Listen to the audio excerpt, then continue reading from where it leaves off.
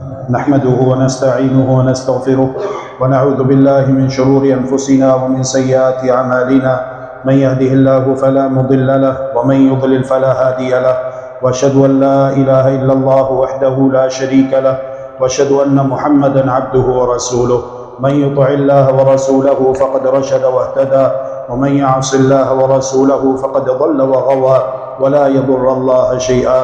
أما بعد فإن خير الحديث كتاب الله وخير الهدي هدي محمد صلى الله تعالى عليه وآله وسلم وشر الأمور محدثاتها وكل محدثة بدعة وكل بدعة ضلالة وكل ضلالة في النار. اللهم صل على محمد وعلى آل محمد كما صليت على إبراهيم وعلى آل إبراهيم إنك حميد مجيد. اللهم بارك على محمد وعلى آل محمد كما باركت على إبراهيم وعلى آل إبراهيم إنك حميد مجيد. يا أيها الذين آمنوا اتقوا الله حق تقاته ولا تموتن إلا وأنتم مسلمون. يا أيها الناس اتقوا ربكم الذي خلقكم من نفس واحدة وخلق منها زوجها وبث منهما رجالا كثيرا ونساء واتقوا الله الذي تساءلون به والأرحام إن الله كان عليكم رقيبا. يا أيها الذين آمنوا اتقوا الله وقولوا قولا سديدا يصلح لكم أعمالكم ويغفر لكم ذنوبكم ومن يطع الله ورسوله فقد فاز فوزا عظيما. أما بعد فأعوذ بالله العظيم وبوجهه الكريم وسلطانه القديم من الشيطان الرجيم من همزه ونفخه ونفثه. بسم الله الرحمن الرحيم. أقم الصلاة لدلوك الشمس إلى غسق الليل وقرآن الفجر إن قرآن الفجر كان مشهودا. سبحانك لا علم لنا إلا ما علمتنا إنك أنت العليم الحكيم. رب اشرح لي صدري ويسر لي أمري واحلل عقدة من لساني يفقه قولي واجعل لي وزيرا من أهلي. رب زدني علما رب زدني علما رب زدني علما. اللهم إنا نسألك علما نافعا ورزقا طيبا وعملا متقبلا. اللهم انفعنا بما علمتنا وعلمنا ما ينفعنا وزدنا علما وتقى. اللهم إنا نسألك من الخير كله عاجله وآجله ما علمنا منه وما لم نعلم ونعوذ بك من الشر كله عاجله وآجله ما علمنا منه وما لم نعلم. اللهم أرنا الحق حقا وارزقنا اتباعه وأرنا الباطل باطلا وارزقنا اجتنابه برحمتك يا أرحم الراحمين. عزیزان گرامی قدر، اللہ کے فضل، اس کی رحمت اور اس کی توفیق سے ہم نے یہ بات بیان کی تھی کہ اللہ تبارک و تعالیٰ کے پیارے اور خوبصورت ناموں میں سے دو نام ہیں الرحمن اور الرحیم. نماز میں سورۃ الفاتحہ کی تلاوت ہوتی ہے. صحیح اسلامی عقیدہ یہ ہے، محمد الرسول اللہ صلی اللہ علیہ وآلہ وسلم کی تعلیمات کا خلاصہ یہ ہے کہ سورۃ الفاتحہ جہری نماز میں، جہری نماز اسے کہتے ہیں جس میں امام قرآن کریم کی تلاوت بآواز بلند کرتا ہے، جیسے جمعے کی نماز ہے، جیسے مغرب کی نماز ہے، جیسے عشاء کی نماز ہے، فجر کی نماز ہے، عیدین کی نماز ہے، نماز جنازہ ہے. اگر اس میں بھی تلاوت اونچی ہو تو سورۃ الفاتحہ امام بھی پڑھے گا اور مقتدی بھی پڑھیں گے. اور اگر کوئی مقتدی خاموش رہتا ہے اور یہ سمجھتا ہے کہ امام کی فاتحہ میرے لیے کافی ہے، بس امام نے سورہ فاتحہ پڑھ لی، تو آپ گھر بیٹھیے، آپ پھر وقت نکال کر مسجد میں کیا لینے کے لیے آئے ہیں؟ امام نماز پڑھے گا، اس کی نماز سارے محلے والوں کی طرف سے کافی ہو جائے گی، پھر کسی کو مسجد آنے کی ضرورت ہی نہیں ہے. اگر آپ آئے ہیں اپنی نماز پڑھنے کے لیے تو آپ نے نماز میں سورۃ الفاتحہ بھی اپنی اپنی پڑھنی ہے. امام اپنی پڑھتا ہے، اپنے لیے پڑھتا ہے، مقتدی سب اپنے لیے پڑھیں گے. محمد الرسول اللہ صلی اللہ علیہ وآلہ وسلم کی تعلیمات کا خلاصہ یہی ہے. جیسا کہ دلیل بالکل واضح ہے، فجر کی نماز میں پیارے پیغمبر علیہ السلام نماز باجماعت سے فارغ ہوئے، چہرہ مبارک صحابہ کی جانب کیا تو سوال پوچھا، کیا تم میرے ساتھ قرآن کریم کی تلاوت کر رہے تھے؟ جی ہاں یا رسول اللہ، ہم پڑھ رہے تھے. فرمایا لا تفعلوا الا بفاتحۃ الکتاب، آئندہ ایسا نہ کرنا لیکن سورۃ الفاتحہ پڑھ لیا کرو. سورۃ الفاتحہ کی پہلی آیت ہے بسم اللہ الرحمن الرحیم. اس آیت کریمہ میں بھی اللہ تبارک و تعالیٰ کے دو پیارے صفاتی نام وارد ہوئے ہیں، ان کا ذکر ہوا ہے، ایک ہے الرحمن اور دوسرا ہے الرحیم. دوسری آیت الحمدللہ رب العالمین. پھر تیسری آیت الرحمن الرحیم. اللہ رحمان ہے، رحیم ہے. پیارے پیغمبر علیہ السلام کے متعلق قرآن کریم شان بیان کرتے ہوئے کہتا ہے وَمَا أَرْسَلْنَاكَ إِلَّا رَحْمَةً لِلْعَالَمِينَ، اور ہم نے آپ کو رحمت للعالمین بنا کر بھیجا ہے۔ اللہ رب العالمین رحمان ہے، رحیم ہے۔ پیارے پیغمبر علیہ السلام رحمت للعالمین ہے، تمام جہان والوں کے لیے سراپا رحمت ہے۔ دین اسلام دین رحمت ہے۔ اسی لیے ہم نے یہ کہا، اور یہ بات ہم نے قرآن اور حدیث کی روشنی میں کہی ہے کہ اللہ تبارک و تعالیٰ کی رحمت ہے۔ ابھی وقت آیا نہیں کہ اللہ تبارک و تعالیٰ نے وقت آنے سے پہلے ہی ایک ایک بات کھول کر بیان کر دی اور اسے وضاحت کے ساتھ بیان کر دیا گیا ہے، اور اللہ تبارک و تعالیٰ نے اسے اپنے بندوں کے لیے بیان کر دیا ہے۔ ایک ایک بات کھول کر بیان کر دی۔ مرو گے، موت کے وقت یہ ہوگا، قبر میں جاؤ گے تو قبر میں یہ کچھ ہوتا ہے، قیامت کا دن آئے گا، قیامت کی یہ ہولناکیاں ہیں۔ انسان مرتا ہے، مرنے کے بعد قبر میں جاتا ہے۔ کچھ خوش نصیب ایسے ہوتے ہیں کہ مرنے کے بعد جب قبر میں پہنچتے ہیں تو وہ اللہ کے پیارے ہوتے ہیں۔ اللہ تبارک و تعالیٰ کی جانب سے اعلان کیا جاتا ہے کہ میرے بندے کی قبر کو جنت کا باغ بنا دیا جائے۔ اللہ تبارک و تعالیٰ اپنی خاص رحمت سے ہم سب کو یہی سعادت نصیب فرمائے کہ ہم مرنے کے بعد جب اپنی اپنی قبروں میں پہنچیں تو اللہ تبارک و تعالیٰ اپنی خاص رحمت کے ساتھ ہماری قبروں کو ہمارے لیے جنت کے باغ بنا دے۔ اللہم آمین برحمتک یا ارحم الراحمین۔ اور کچھ بد نصیب ایسے ہوتے ہیں، اللہ تبارک و تعالیٰ ہمیں ان میں سے نہ کرے، کہ جب مرنے کے بعد قبر میں پہنچتے ہیں تو ان کی قبر کو ان کے لیے دوزخ کے گڑھوں میں سے گڑھا بنا دیا جاتا ہے۔ استغفر اللہ واتوب الیہ۔ انہیں مار پڑتی ہے، انہیں عذاب دیا جاتا ہے، ان کے اوپر اژدہے اور سانپ مسلط کر دیے جاتے ہیں۔ استغفر اللہ واتوب الیہ۔ وہ چیختے ہیں، چلاتے ہیں، مدد کے لیے پکارتے ہیں، لیکن وہاں پر کوئی ان کی مدد کرنے والا نہیں ہوتا۔ استغفر اللہ واتوب الیہ۔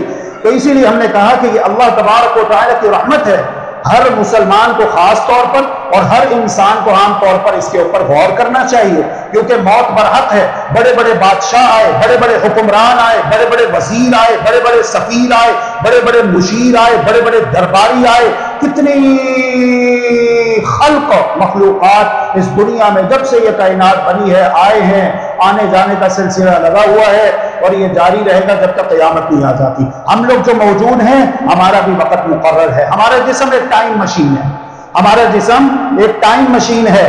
یہ دل ہمیشہ نہیں دھڑکتا رہے گا۔ اللہ تبارک و تعالیٰ نے اس کی دھڑکن کا ایک وقت مقرر کیا ہوا ہے۔ جب دل کی دھڑکن کا وقت پورا ہو جاتا ہے، اللہ کی قسم دنیا جہان کی ٹیکنالوجی مل جائے، مشینری مل جائے، انسان کی سانسوں میں ایک سانس کا اضافہ نہیں کر سکتی۔ جیسا کہ ہم دیکھتے ہیں، چھوٹا بچہ بھی اس بات کو جانتا ہے، جوان بھی جانتا ہے، بوڑھا بھی جانتا ہے۔ اس حقیقت کا انکار کوئی بھی باشعور آدمی نہیں کر سکتا ہے۔ تو ہمارا جسم ایک ٹائم مشین ہے۔ جب یہ ٹائم پورا ہو جائے گا تو پھر آنکھیں بند ہو جائیں گی، اور انسان کے حواس خمسہ اس سے واپس لے لیے جاتے ہیں، دل کی دھڑکن بند ہو جائے گی، اور پھر یہ دنیا کا جان چھوڑ کے آگے جانے کا وقت آ جائے گا۔ اب جو لوگ آگے جاتے ہیں، استغفر اللہ واتوب الیہ، ان میں سے ایک کے متعلق ہم نے پڑھا، علم حاصل کیا اور جانا، اور عمل کرنے کی نیت سے ہم یہ باتیں کر رہے ہیں۔ اللہ تبارک و تعالی ہمیں عمل کرنے والا بنائے، آمین یا رب العالمین۔ کہ پیارے پیغمبر محمد کریم رحمت للعالمین صلی اللہ علیہ وآلہ وسلم ارشاد فرماتے ہیں کہ میں کیا دیکھتا ہوں، جہنم ہے، دوزخ ہے، ایک شخص الٹا لیٹا ہوا ہے اور دوسرا شخص بھاری بھر چگار نما پتھر لیے اس کے سرانے کھڑا ہے۔ وہ پتھر کو اٹھاتے ہوئے سر سے اونچا لے جاتا ہے اور پھر پوری قوت کے ساتھ نیچے جھک کر الٹے لیٹے ہوئے شخص کے سر پر اس پتھر کو دے مارتا ہے۔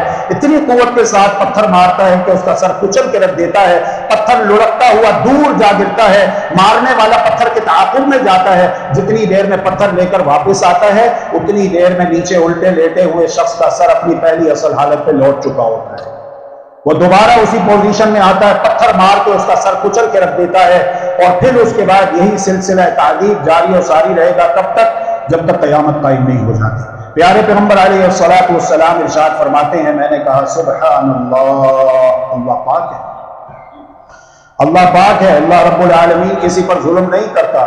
من ہؤلاء ما ہؤلاء، جبریل یہ کیا ہو رہا ہے، کون ہے یہ مارنے والا اور جسے مارا جا رہا ہے، اس کا جرم کیا ہے؟ بتایا گیا اس کے دو جرم ہیں۔ پہلا جرم یہ ہے کہ اس کے پاس اللہ کا قرآن آیا، اللہ رب العالمین کی تعلیمات آئیں، اللہ رب العالمین کے احکامات آئے، قرآن مجید کے اوامر و نواہی آئے، یہ کام کرو، اس نے نہیں کیا، یہ کام نہیں کرو، یہ وہی کام کرتا رہا، اسے بتایا بھی گیا، ڈرایا بھی گیا، تنبیہ بھی کی گئی، خبردار بھی کیا گیا، لیکن اس نے توبہ نہیں کی، اس نے اپنے آپ کو اللہ تبارک و تعالیٰ کے سامنے سرنڈر نہیں کیا، اسے اپنی پاور پہ بڑا غرور تھا، اپنی جوانی پہ بڑا ناز تھا، اپنے اقتدار پر بڑا گھمنڈ تھا، لیکن ایک وقت آیا اقتدار بھی چلا گیا، حکومت بھی چلی گئی، دولت بھی چلی گئی، وہ سارا غرور کا نشہ چور چکنا ہو جاتا ہے، اور سارے اس کے جتنے بھی منصوبے تھے دھرے کے دھرے رہ جاتے ہیں، سامان 100 برس کا، پل کی خبر نہیں، موت آتی ہے، موت کے آتے ہی یہ ساری چیزیں واپس لے لی جاتی ہیں، اور اس کی آنکھیں بند ہو جاتی ہیں اور یہ آگے چلا جاتا ہے۔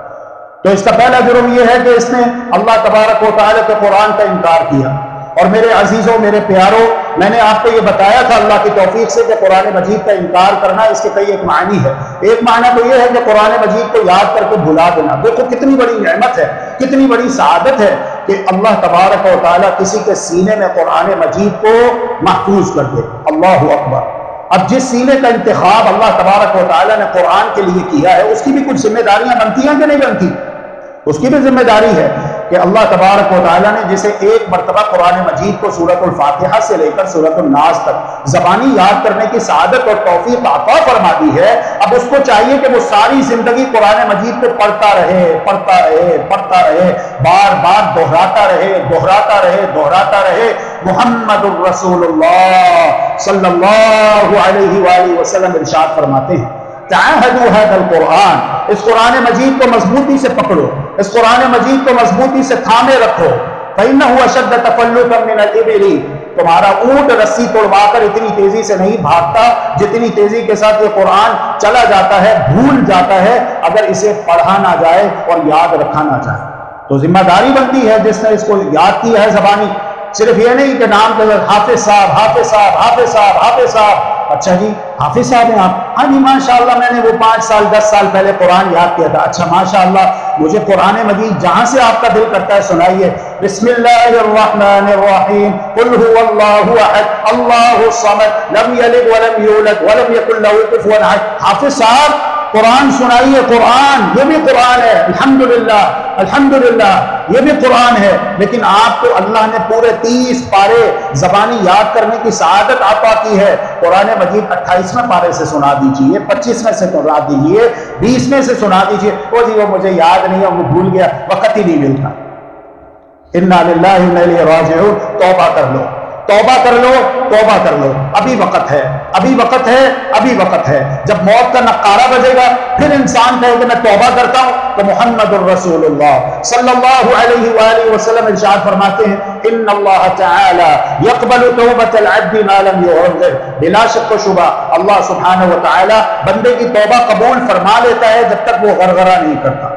غرغرہ معنی غرارہ، حلق میں آ کر پورے جسم سے جان نکل جاتی ہے، حلق میں آ کر اٹک جاتی ہے، پھنس جاتی ہے، انسان جہاں پر ہوتا ہے وہیں پر ہی دھڑم سے گر پڑتا ہے، ٹانگیں سیدھی ہو جاتی ہیں، پنڈلی کے ساتھ مل جاتی ہے، آنکھیں پتھرا جاتی ہیں، انسان بول نہیں سکتا، اور اس کی عجب کیفیت ہوتی ہے، اے اللہ، اے ہمارے پیارے اور خوبصورت اللہ، اے رحمان، اے رحیم، تجھے تیری رحمت کا واسطہ ہے، جب ہمارے اوپر یہ وقت آئے تو اپنی خاص رحمت سے ہماری زبانوں پر کلمہ طیبہ کو جاری و ساری فرما دینا، کہ ہمارا اس دنیا سے رخصت ہونے سے پہلے آخر کلام لا الہ الا اللہ محمد الرسول اللہ صلی اللہ علیہ وآلہ وسلم ہو جائے، تاکہ اللہ تبارک و تعالیٰ کی رحمت سے ہم سب جنت میں چلے جائیں، جہنم سے بچ جائیں۔ اللہم آمین برحمتک یا ارحم الراحمین۔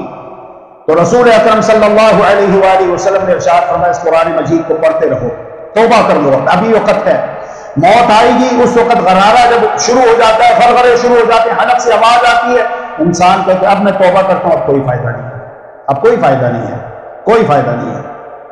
اللہ تبارک و تعالی ہمیں ان باتوں کو سنا کر فوراً توبہ کرنے کی توفیق عطا فرمائے۔ دوسرا اس کا معنی یہ ہے قرآن مجید کے انکار کرنے کا، ایک تو ہے قرآن مجید کو زبانی یاد کر کے بھلا دینا، اس کو نہ پڑھنا، اس کو یاد نہ کرنا، یہ ٹائم ہی نہیں ملتا۔ یا پھر کچھ ہوتے ہیں جو رمضانی حافظ ہے، رمضان میں دیکھو وہ جی میں دکان پر نہیں جاتا، فیکٹری نہیں جاتا ابو کے ساتھ، پورا سال میں نے فیکٹری کو ٹائم دیا، اب میں نے رمضان میں مصلی سنانا ہے، دیکھو تو دھنا دھم لیٹ لگا ہوا ہے، یا ادھر قرآن قرآن قرآن پڑھ. اور پھر بھی جو ظاہر ہے رمضان میں اکیلے محنت کا پورا سال نہیں پڑتا، اس کی غلطیاں بہت آتی ہیں. لیکن وہ کہتے ہیں نا پیسہ عیبوں کے اوپر پردہ ڈال دیتا ہے، پیسہ بڑوں کو خاموش کروا دیتا ہے، پیسوں سے بڑوں کو خرید لیا جاتا ہے. انا للہ و انا راجعون. تو وہ پھر زبردستی مصلی پہ کھڑا تو ہو جاتا ہے وہ بچہ حافظ، لیکن اس کی اتنی غلطیاں آتی ہیں، نتیجہ یہ نکلتا ہے کہ مسجد کی رونق کم ہو جاتی ہے. جہاں پہ 6 صفیں 8 صفیں ہوتی ہیں وہاں پہ آدھی صف باقی رہ جاتی ہے کہ اس کے پیچھے کیا قرآن سنیں، اس کو تو خود قرآن یاد نہیں. انا للہ و انا الیہ راجعون. اللہ اکبر کبیرہ والحمد للہ کثیرہ وسبحان اللہ بکرۃ واصیلا. تو قرآن مجید کو انکار کرنے کا دوسرا معنی یہ ہے کہ اللہ تبارک و تعالیٰ کی جو احکام، آپ کو پتہ ہے 90 مقامات پر قرآن مجید میں تقریباً اللہ رب العالمین نے ایمان والوں کو یا ایھا الذین آمنوا کہہ کر مخاطب کیا ہے. کتنے مقامات پر؟ 90 مقامات ہیں قرآن مجید کے جہاں پر اللہ تبارک و تعالی براہ راست اہل ایمان سے یا ایھا الذین آمنوا کہہ کر مخاطب ہے. آپ کا کیا خیال ہے کہ میں نے بیان کر دیا، آپ نے سن لیا، تو اللہ تبارک و تعالی پوچھے گا نہیں؟ پوچھا نہیں جائے گا ہم سے کہ بتاؤ تمہارے علم میں یہ بات آئی اور میں نے یا ایھا الذین آمنوا کہہ کر میں نے تمہیں حکم دیا تھا، تم نے عمل کیوں نہیں کیا؟ پوچھا جائے گا اللہ کی قسم. اور اللہ تبارک و تعالی کی بارگاہ میں پیش ہونا، حساب و کتاب دینا، ہم لوگ تو بڑی معمولی چیز ہیں. سید الاولین والآخرین، سید الانبیاء والمرسلین محمد الرسول اللہ صلی اللہ علیہ وآلہ وسلم بھی لرزہ و ترساں رہتے اور آپ دعا گو رہتے اللہم حاسبنی حسابا یسیرا. اے اللہ میرا آسان حساب لیجئے، اے اللہ میرا آسان حساب لیجئے. سید عائشہ رضی اللہ تعالی عنہ نے پوچھ لیا کہ آسان حساب کیا ہے، تو آپ نے پھر وضاحت فرمائی کہ آسان حساب کیا ہے. تو ہمیں حساب و کتاب کے لیے تیاری کرتے رہنا چاہیے. اللہ تبارک و تعالی ہم سب کو اس کی توفیق عطا فرمائے. سچ فرمایا تھا محمد الرسول اللہ صلی اللہ علیہ وآلہ وسلم نے، ایک وقت آئے گا کہ علم اٹھا لیا جائے گا. انسان صبح کو مومن ہوگا تو شام کو کافر ہو چکا ہوگا. یہ میں نہیں کہہ رہا، محمد الرسول اللہ صلی اللہ علیہ وسلم فرما رہے ہیں. صبح کو مومن ہے، شام کو کافر ہو چکا ہوگا. شام کو مومن ہے، صبح کو کافر ہو چکا ہوگا. اور اپنا دین، اپنا ایمان، قرآن، اللہ اور اس کے رسول سے محبت دنیا کی خاطر بیچ دے گا، دنیا کی خاطر سودا کرے گا اپنے ایمان کا، اپنے دین کو بیچ ڈالے گا، اپنے دین کو بیچ ڈالے گا. اور آخر میں فرمایا کہ ذاک عند ذهاب اوائل العلم، یہ اس وقت ہوگا کہ جب علم اٹھا لیا جائے گا. اب صحابہ بیٹھے ہوئے تھے، ایک صحابی نے کہا یا رسول اللہ کیف ذهبوا یا رسول اللہ، یا رسول اللہ علم اٹھا لیا جائے گا کس طرح؟ جبکہ ہم قرآن مجید کو پڑھتے ہیں، ہماری عورتیں قرآن پڑھتی ہیں، ہمارے بچے قرآن پڑھتے ہیں. اللہ کی قسم ہم خود بھی قرآن پڑھتے رہیں گے، اپنی عورتوں کو، اپنے بچوں کو بھی قرآن پڑھاتے رہیں گے. پھر علم اٹھ جائے گا. اس کا کیا معنی؟ محمد الرسول اللہ صلی اللہ علیہ وآلہ وسلم ارشاد فرماتے ہیں أليست التوراة والإنجيل عند اليهود والنصارى فما تغني عنهم. یہ بتاؤ کیا یہود و نصارہ کے پاس توریت اور انجیل نہیں ہے؟ یہودیوں کے پاس توریت ہے نا. پھر وہ مغضوب علیہم کیوں قرار پائے؟ پھر اللہ تبارک و تعالی نے ان کو بندر اور خنزیر کیوں بنایا؟ پھر اللہ تبارک و تعالی کا غضب ان پر کیوں نازل ہوا؟ پھر وہ 40 سال وادی تیہ میں کیوں بھٹکتے رہے کہ صبح کو چلتے تھے، شام کو زعم کرتے تھے کہ شاید منزل آ گئی، لیکن جب غور کرتے اور دائیں بائیں دیکھتے اور مقام کا جائزہ لیتے تو اس نتیجے پر پہنچتے کہ یہ کیا، ہم تو اسی مقام پر ہیں جہاں سے ہم نے صبح کو چلنے کا آغاز کیا تھا.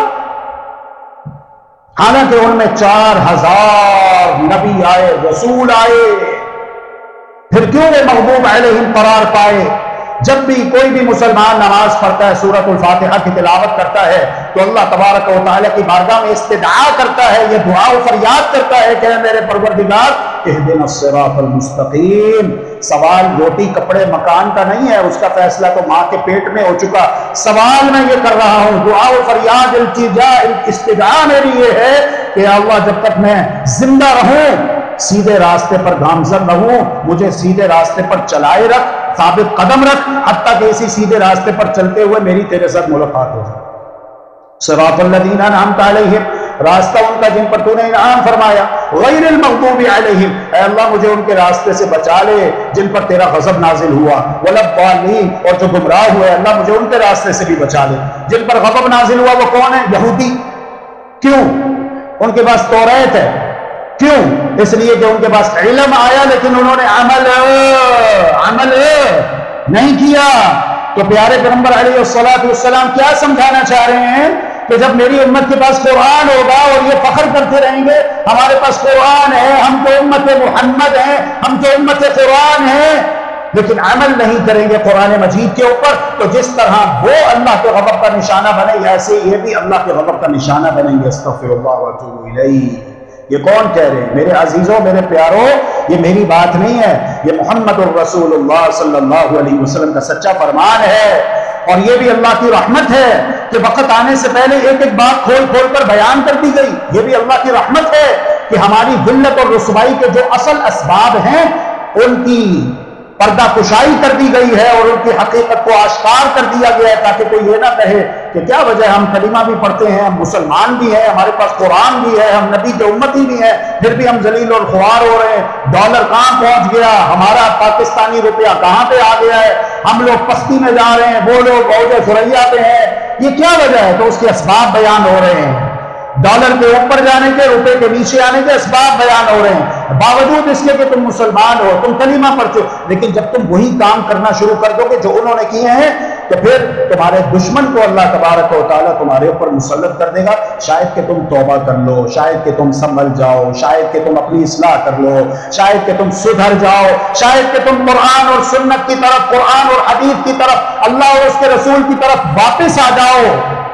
اس لیے پھر تمہارے دشمن کو وقتی طور پر تمہارے اوپر مسلط کر دیا جائے گا، تاکہ تمہیں اپنی غلطیوں کا احساس ہو، تم اپنا جائزہ لو، اپنے عقیدے درست کرو، توحید کو سمجھو اور اس کے تقاضے پورے کرو، اور اسباب کو پہچانو جس کی وجہ سے ان پر اللہ کا غضب نازل ہوا، اور سچی توبہ کرتے ہوئے اچھے کام کرو اور برے کاموں کو چھوڑ دو۔ تو فرمایا کہ الیست التوراۃ والانجیل عند الیہود والنصارى فما تغنی عنہم، یہ بتاؤ کہ کیا یہود و نصارہ کے پاس توریت اور انجیل نہیں ہے؟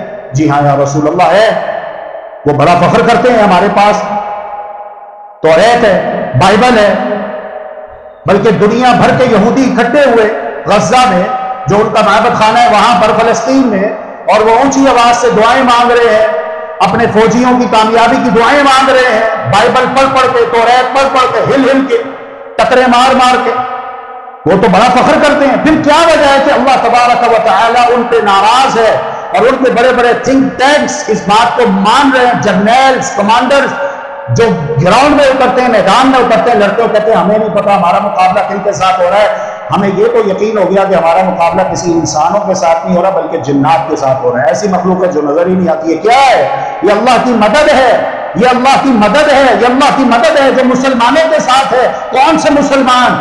حقیقی مسلمان، کلمہ سمجھ کر پڑھنے والے مسلمان، توحید سمجھ کر اس کے تقاضے پورے کرنے والے مسلمان، سنت سمجھ کر اس کے تقاضے پورے کرنے والے مسلمان، ان کے ساتھ اللہ کی مدد ہے کہ 20 سال سے ان کا محاصرہ کیا گیا ہے، لیکن اس کے باوجود اتنی مار پڑ رہی ہے کہ ان کو پتہ ہی نہیں ہے کہ ہمارے ساتھ ہو کیا رہا ہے، اور وہ کہتے ہیں کہ ہمیں نہیں پتہ، ہم انسانوں کے ساتھ نہیں، ہم تو شاید جنات کے ساتھ لڑائی کر رہے ہیں۔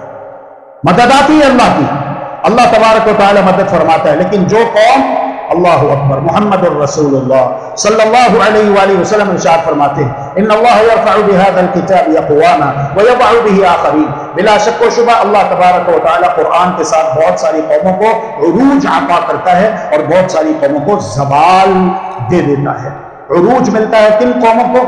جو قرآن مجید کو سمجھتی ہیں، دستور حیات مانتی ہیں، قانون نظام تسلیم کرتی ہیں اور اس کے مطابق عمل کرتے ہیں، اس کی تعلیمات کے مطابق اپنی زندگی کے تمام معاملات سر انجام دیتے ہیں، اللہ رب العالمین ان کو عزت عطا کرتا ہے۔ اور جو لوگ قرآن مجید کے احکامات اور تعلیمات کو فراموش کر بیٹھتے ہیں تو پھر وہ ذلت و رسوائی کی پستیوں میں اور اتھاہ گہرائیوں میں جا گرتے ہیں۔ الحفیظ والامان۔ تو یہ ہے پہلا جرم۔ دوسرا جرم میرے عزیزوں، میرے پیاروں، یہ ہے وَيَنَامُ عَنِ الصَّلَاةِ الْمَكْتُوبَةِ، یہ شخص جسے الٹا لٹا دیا گیا ہے دوزخ میں، پتھر مارنے والا پتھر مار رہا ہے، پتھر مار مار کے اس کا سر کچلتا رہے گا جب تک قیامت قائم نہیں ہو جاتی۔ استغفر اللہ واتوب الیہ۔ اس کا دوسرا جرم یہ ہے کہ وَيَنَامُ عَنِ الصَّلَاةِ الْمَكْتُوبَةِ، یہ فرض نماز کے وقت سویا رہتا تھا، فرض نماز کے وقت سویا رہتا تھا، فرض نماز کے وقت سویا رہتا تھا۔ پتہ چلا کہ فرض نماز کے وقت سستی، غفلت، لاپرواہی، سوئے رہنا بلا عذر شرعی یہ جرم ہے جس سے سچی توبہ کرنا فرض ہے، جس سے سچی توبہ کرنا فرض ہے۔ نماز کے وقت سوئے رہنا جرم ہے، نماز کے وقت سوئے رہنا جرم ہے، نماز کے وقت سوئے رہنا جرم ہے، اور اس سے سچی توبہ کرنا فرض ہے، اس سے سچی توبہ کرنا فرض ہے، اس سے سچی توبہ کرنا فرض ہے۔ اللہ تبارک و تعالی سب مسلمانوں کو اس سے سچی توبہ کرنے کی توفیق عطا فرمائے۔ اللہم آمین برحمتک یا ارحم الراحمین۔ وہ کون سی اذان ہے جس میں اضافی دو جملے یہ کہے جاتے ہیں الصلاۃ خیر من النوم، الصلاۃ خیر من النوم۔ سوال میں آپ کو دے رہا ہوں، جواب آپ نے اس کا مجھے نہیں دینا، بلکہ یہاں سے جانے کے بعد یہاں پہ تو سارے لوگ بیٹھے ہوئے ہیں، مزہ نہیں آئے گا جب آپ یہاں سے جائیں اور گھر میں کمرہ بند کر کے، دروازہ بند کر کے تنہائی میں اکیلے بیٹھے ہوں، کوئی دوسرا نہ ہو، تو اللہ کے لیے اس سوال کا جواب اپنے اللہ کو ایک مرتبہ ضرور دے دینا۔ اس سوال کا جواب اپنے اللہ کو ایک مرتبہ ضرور دے دینا۔ یہ آپ کے اوپر فرض ہے اور قرض ہے، آپ کے اوپر فرض ہے اور قرض ہے، آپ کے اوپر فرض ہے اور قرض ہے کہ یہاں سے جانے کے بعد جب آپ تنہائی میں بیٹھے، اکیلے ہو، کوئی دوسرا آپ کے ساتھ نہ ہو، تو اللہ تبارک و تعالیٰ سے باتیں کرتے ہوئے اس سوال کا جواب آپ نے اپنے اللہ رب العالمین کو ایک مرتبہ ضرور دینا ہے۔ کیا آج جب فجر کی اذان ہوئی اور فجر کی اذان میں مؤذن نے کہا الصلاۃ خیر من النوم، اس وقت میں جاگ رہا تھا یا سویا ہوا تھا؟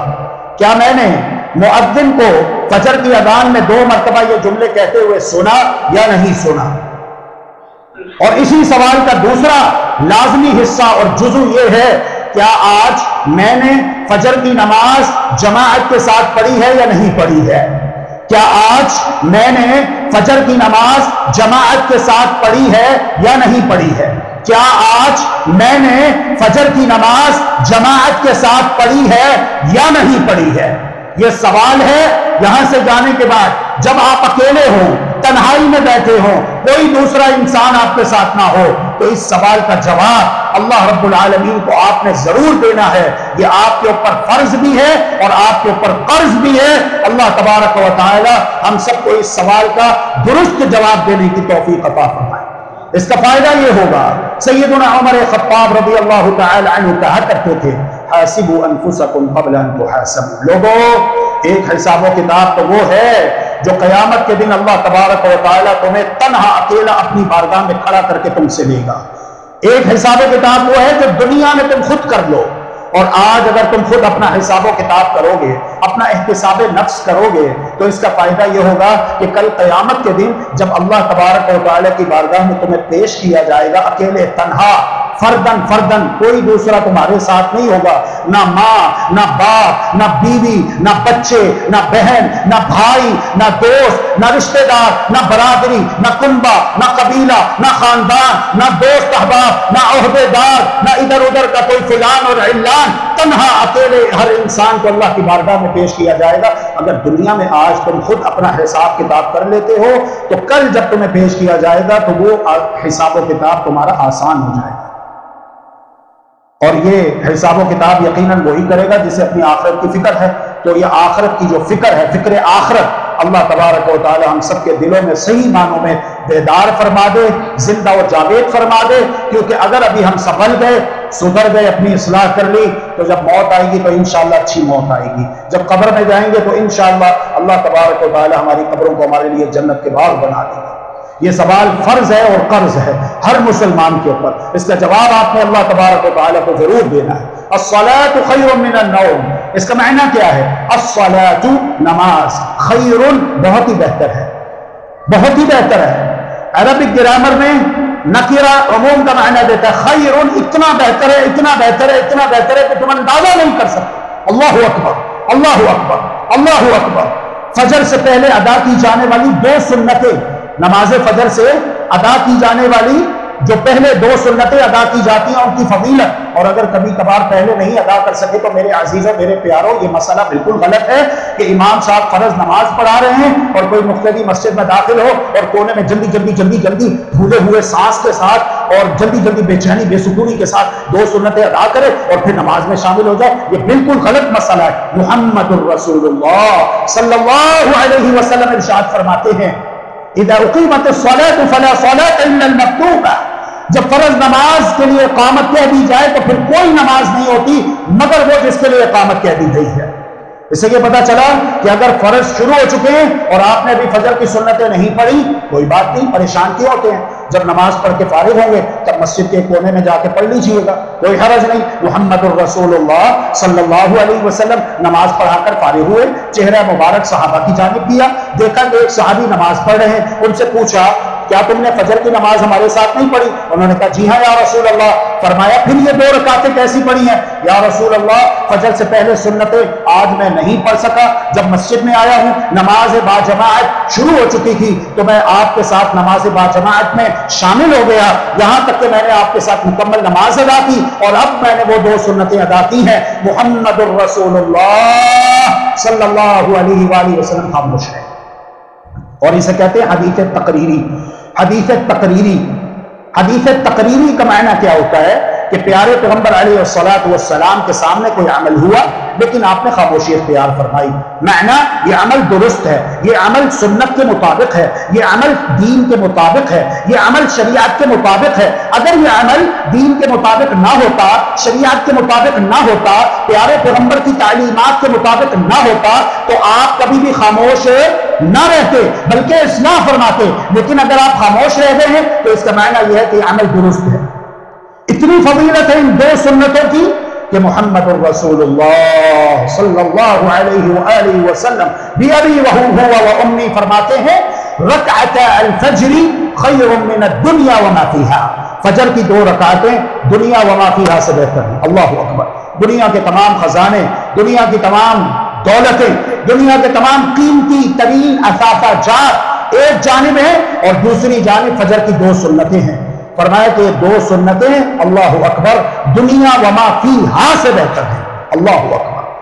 پھر تصور کیجئے کہ جب آپ فجر کی نماز پڑھیں گے تو آپ کو یقیناً وہ تمام تر سعادتیں اور خوشخبریاں حاصل ہو جائیں گی اور انہیں آپ اپنے دامن میں سمیٹ لیں گے انشاءاللہ، جو قرآن اور حدیث میں بیان کی گئی ہے۔ اور اگر نہیں، اور اگر اس بات کا اہتمام نہیں کرتے تو پھر محمد الرسول اللہ صلی اللہ علیہ وسلم فرماتے ہیں جس شخص کا سر کچلا جا رہا تھا، جب میں نے اس کے متعلق دریافت کیا تو مجھے بتایا گیا اس کا ایک جرم تو یہ ہے کہ اس نے قرآن مجید کی تعلیمات کے اوپر عمل نہیں کیا، قرآن مجید کو یاد کر کے بھلا دیا، اور دوسرا جرم یہ ہے کہ یہ فرض نماز کے وقت سویا رہتا تھا، فرض نماز کے وقت سویا رہتا تھا۔ اس لیے اللہ کے بندو آئیے اس حدیث مبارکہ پر غور کریں۔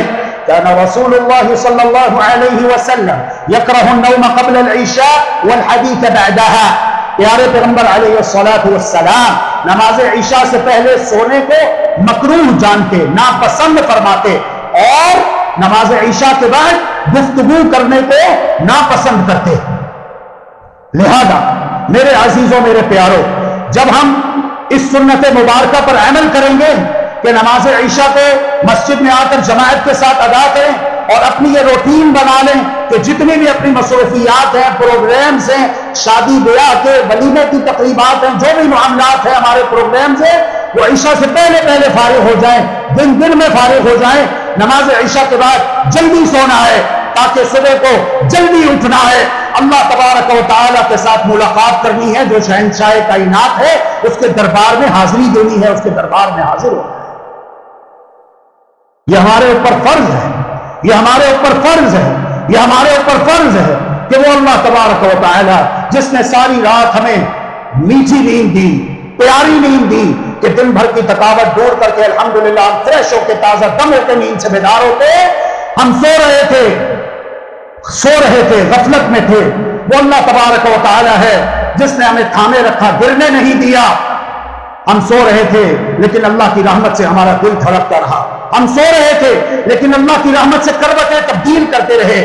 اگر ایک ہی جانب لیٹے رہتے فالج کا اٹیک ہو سکتا تھا، فالج ہو سکتا تھا، جسم مفلوج ہو سکتا تھا، دل کی دھڑکن اگر بگڑ جائے، انسانی سانس کا توازن بگاڑ کا شکار ہو جائے تو بہت سارے نقصانات اور عواقب انسان کو لاحق ہو سکتے ہیں۔ لیکن سب تعریفیں اس اللہ رب العالمین کے لیے ہیں جو ہمیں سلاتا ہے پھر نیند سے بیدار کرتا ہے۔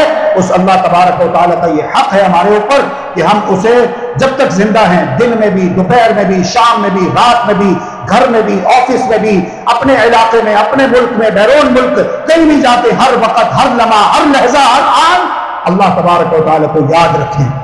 حتیٰ کہ جو کھانا کھا رہے ہیں محمد الرسول اللہ صلی اللہ علیہ وآلہ وسلم ارشاد فرماتے ہیں ان اللہ تعالی یحب ان یحمدہ العبد علی کل اکلۃ یاکلھا، بلا شک و شبہ اللہ تبارک و تعالیٰ کو یہ بات بہت پسند ہے کہ اس کا بندہ کھانے کے ہر لقمے پر اللہ کی تعریف بیان کرتے ہوئے الحمدللہ الحمدللہ الحمدللہ کہے۔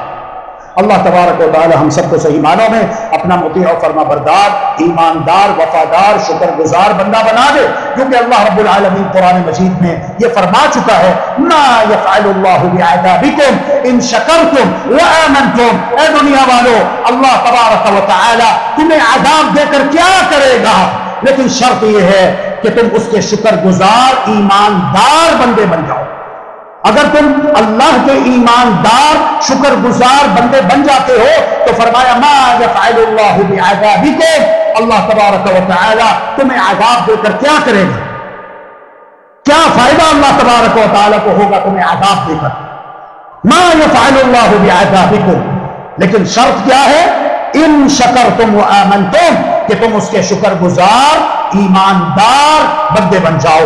اللہ تبارک و تعالی ہم سب کو صحیح معنوں میں اپنا ایماندار اور شکر گزار بندہ بنا لے۔ وآخر دعوانا الحمدللہ رب العالمین، وصلی اللہ وسلم علی نبینا وحبیبنا محمد وعلی آلہ وصحبہ اجمعین برحمتک یا ارحم الراحمین۔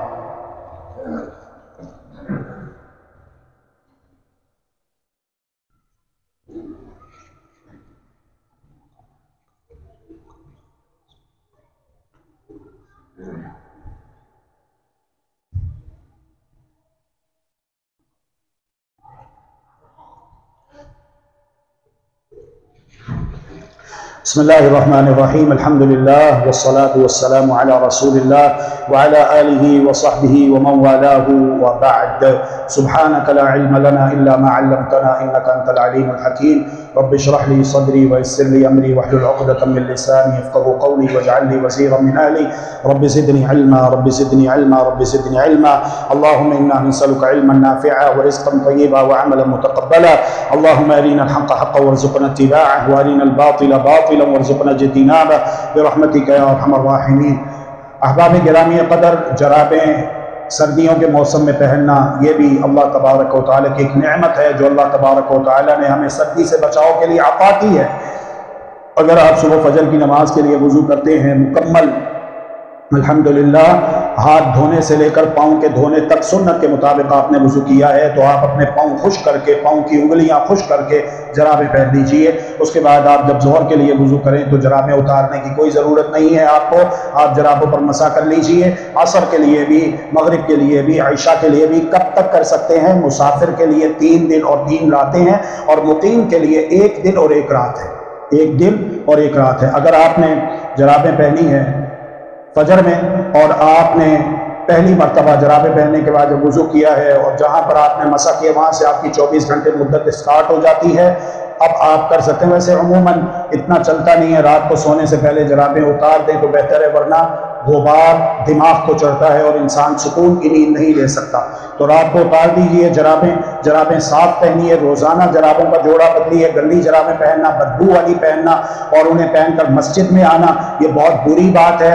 محمد الرسول اللہ صلی اللہ علیہ وآلہ وسلم نے تو یہاں تک ارشاد فرمایا، من اکل البصل او الثوم او الکراث فلا یقربن مصلانا، اسے چاہیے جس نے کچا لہسن کھایا، کچا پیاز کھایا، گندنا کچی مولی کھائی ہے، اس کو کھانے کے بعد معدے سے ایک تعفن، ایک بو اٹھتا ہے، وہ مسواک کرنے سے یا برش کرنے سے ظاہر نہیں ہوتا۔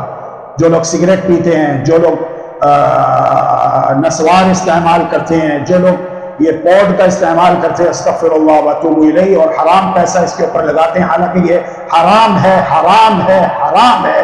اس سے پہلے بسم اللہ نہیں ہے، اس کے آخر میں الحمدللہ نہیں ہے، تو جس چیز کے شروع میں بسم اللہ نہ ہو، آخر میں الحمدللہ نہ ہو، وہ کیسے حلال ہو سکتی ہے؟ کیا کبھی کسی نے سگریٹ پینے سے پہلے کہا ہو بسم اللہ اور اس کے بعد اس نے سگریٹ منہ میں رکھا ہو؟ اس کا ضمیر اسے ملامت کرے گا اگر وہ ایسا کرنے کی کوشش کرے گا بھی، اور سگریٹ پینے کے بعد اس نے کہا الحمدللہ۔ یہ نہ بھوک مٹاتا ہے اور نہ موٹا کرتا ہے، اور یہ جہنمیوں کا کھانا ہوگا جو نہ بھوک مٹائے گا اور نہ پیاس بجھائے گا۔ لہذا سگریٹ حرام ہے، اے میرے مسلمان بھائیوں اس سے توبہ کرو۔ جو لوگ اس بیماری میں ملوث ہیں اپنی قوت ارادہ کو مضبوط کرو، اپنے ایمان کو مضبوط کرو، کوئی حرج نہیں ہے، انشاءاللہ آپ اسے ترک کر سکتے ہو۔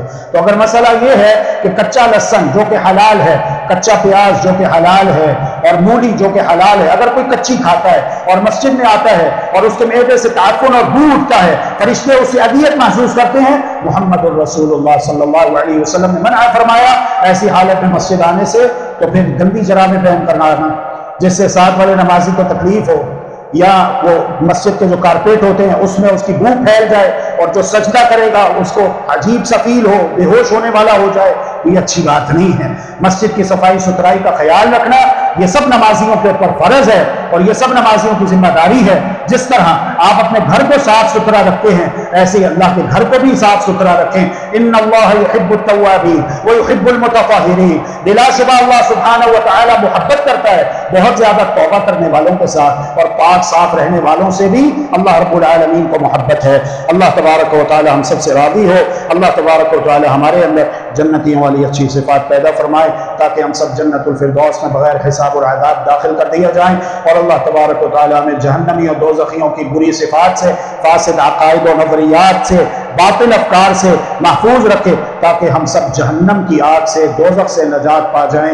اللہ رب العالمین ہم سب کی خالی جھولیاں دین دنیا و آخرت کی بھلائیوں سے مالا مال فرمائے۔ اللہ تبارک و تعالی ہمیں ہر قسم کی خیر و بھلائی جلد آنے والی ہو یا بدیر عطا فرمائے، اور ہر قسم کی برائی سے جلد آنے والا ہو یا بدیر اللہ تبارک و تعالی ہمیں محفوظ و معمون فرمائے۔ اللہ رب العالمین ہمارے والدین پر رحم و کرم فرمائے، جس طرح انہوں نے بچپن میں احسن انداز سے ہماری تربیت کی ہے، جن کے سروں پہ والدین حیات موجود ہیں سلامت، ان کی قدر کیجیے، ان کی عزت کیجیے، ورنہ ایک وقت آئے گا آج آپ کو اپنے ماں باپ کی ڈانٹ اچھی نہیں لگتی، اس وقت آپ چیخے مار مار کے دھاڑے مار مار کے رو گے اور کہو گے کہ میری امی ٹھیک تھی، میرے ابو ٹھیک کہتے تھے، لیکن ابھی سمجھ جاؤ، ابھی سمجھ جاؤ، ابھی وقت ہے جب وہ دنیا سے چلے جائیں گے اور آپ ان کی قبر پہ مٹی ڈال کے آ جاؤ گے، پھر اگر سمجھے تو کیا فائدہ ہے؟ ماں باپ کی زندگی میں ان کی قدر کرو، ان کے قدم دھو دھو کے پیو، کام پہ جاتے ہو صبح جانے سے پہلے ماں کا باپ کا ماتھا چوم کے جاؤ، دعائیں لے کے جاؤ، واپس آتے ہو بیوی بچوں کو ملنے سے پہلے اپنے والدین سے ملو اور ملاقات کرو، بیوی بچوں کے لیے کچھ لاتے ہو تو ماں باپ کو بھی ضرور یاد رکھو، یہ تمہاری وہ ماں ہے جس نے تمہیں 2 سال تک چھاتی سے لگا کر دودھ پلایا، یہ وہ تمہارا باپ ہے جس نے خون پسینہ ایک کر کے اپنی جوانی کو داؤ پہ لگا کے تمہیں پالا ہے، پوسا ہے اور تمہیں بڑا کیا ہے، جوان کیا ہے، پروان چڑھایا ہے۔ آج تمہیں چاہیے کہ تم ان کے احسان مند رہو، احسان فراموش نہ بنو۔ والدین زندہ ہو تب بھی، فوت ہو گئے ہو تب بھی ان کے لیے دعائیں مانگتے رہا کرو۔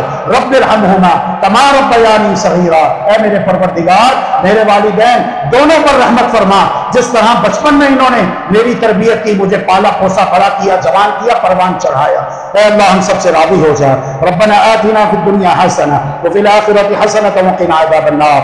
اللهم أعز الإسلام والمسلمين وأذل الشرك والمشركين ودمر أعداءك أعداء الدين، واجعل اللهم هذا البلد آمنا مطمئنا سخاء رخاء وسائر بلاد المسلمين. ربنا هب لنا من أزواجنا وذرياتنا قرة أعين واجعلنا للمتقين إماما.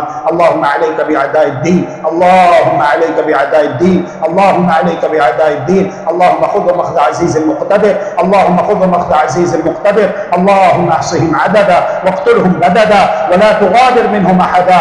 ربنا آتنا في الدنيا حسنة وفي الآخرة حسنة وقنا عذاب النار. ربنا تقبل منا إنك أنت السميع العليم، وتب علينا إنك أنت التواب الرحيم، واغفر لنا وارحمنا إنك أنت الغفور الرحيم، وتوفنا مسلمين والحقنا بالصالحين. وصلى الله وسلم على نبينا وحبيبنا محمد وعلى آله وصحبه أجمعين برحمتك يا أرحم الراحمين. اللهم إنك عفو تحب العفو فاعف عنا. اللهم إنك عفو تحب العفو فاعف عنا. إلهنا فاعف عنا، فاعف عنا يا كريم.